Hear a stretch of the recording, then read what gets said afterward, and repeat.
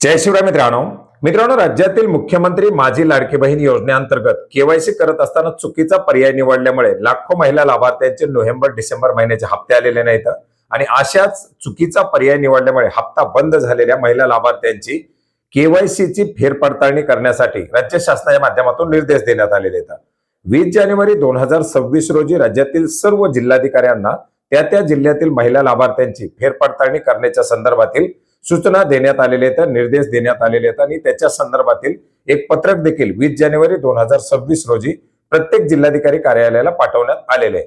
मित्रांनो, या फेरपडताळणीच्या संदर्भातील आता सुरुवात करण्यात आलेली आहे। मध्यंतरी आपण पाहिलं होतं, हे निर्देश आल्यानंतर अंगणवाडी सेविकेच्या माध्यमातून याच्यामध्ये मोठ्या प्रमाणात विरोध दर्शवण्यात आलेला होता आणि अखेर आता 27 जानेवारी 2026 पासून अंगणवाडी सेविकेच्या माध्यमातून कागदपत्र घेण्यासाठी सुरुवात करण्यात आलेली आहे।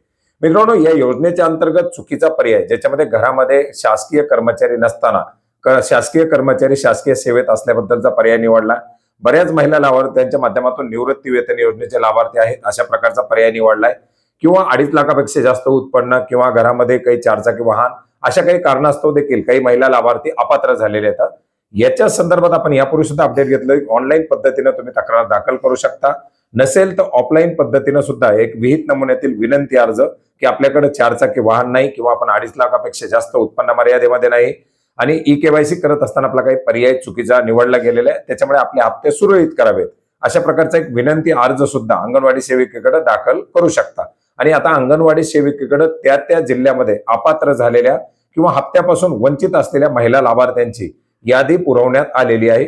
आपल्या अंगणवाडी सेविकेकडे संपर्क करून आता आवश्यक असलेली किंवा मागितली गेलेली कागदपत्र सादर करू शकता। याचबरोबर घटस्फोटित महिला, विधवा महिला यांची कागदपत्र सुद्धा अंगणवाडी सेविकेच्या माध्यमातूनच सादर करायचे आहेत। ज्यांची केवायसी पूर्ण झालेली आहे अशा महिला लाभार्थ्यांनी आता अंगणवाडी सेविकेकडे कागदपत्र जमा केली जाऊ शकतात।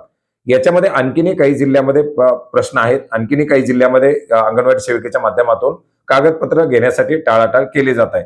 असा जर काही आपल्या इथं जर प्रश्न असेल तर आपण आपल्या पंचायत समिती कार्यालयामध्ये सुद्धा हे कागदपत्र जमा करण्याचा प्रयत्न करू शकता। परंतु लवकरच राज्यातील सर्व जिल्ह्यातील या अंगणवाडी सेविकेच्या माध्यमातून ही फेरपडताळणीची प्रक्रिया सुरू केली जाणार आहे आणि बऱ्याच साऱ्या जिल्ह्यामध्ये वर्धा असेल, नांदेड असेल या जिल्ह्यामध्ये या प्रक्रिया आता सुरू करण्यात आलेल्या आहेत।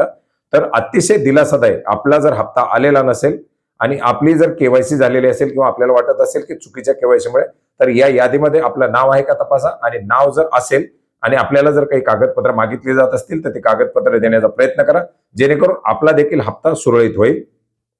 धन्यवाद।